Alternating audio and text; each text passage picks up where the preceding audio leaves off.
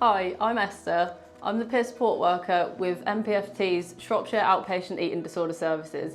I've written this piece that's about my recovery journey, but also to sort of just capture the feeling of having an eating disorder and the reasons why it's so worthwhile to get better from it.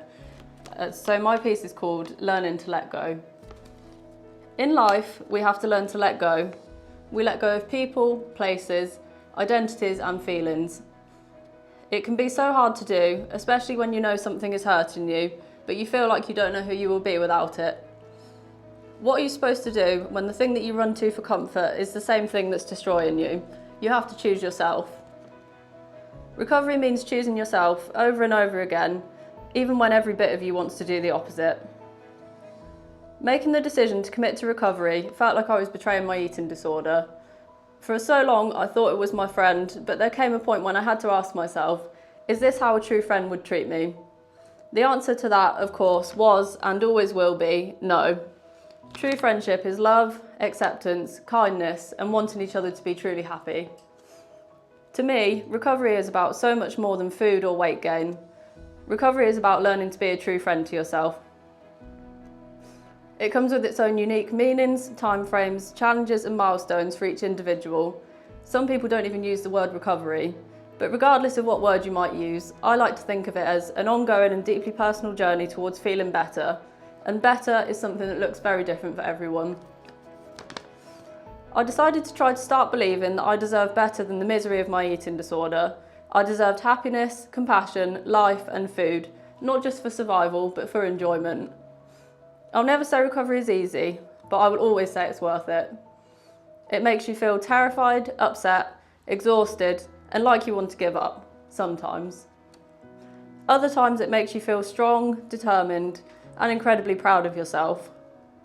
Those moments are the part that kept me going on the hardest days. I held on to my vision of what my life could be like. A life free of calorie counting, self-hatred, obsessing over a number on the scale or a size on a clothes tag, and it is possible, believe me. I'm so grateful to the girl that I was back then. She was so terrified but so determined.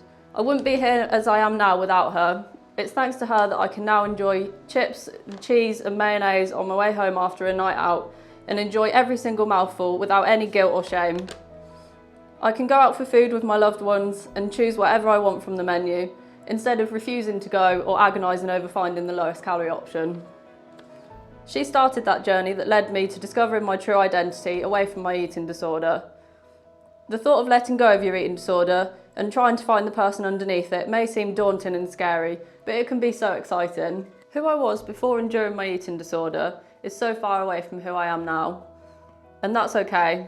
I've gained a greater understanding of myself, what makes me happy, and what I want from life. I've learned to have self-compassion, how to stand up for myself, and how to switch off that automatic self-destruct button that used to be permanently switched on in my mind.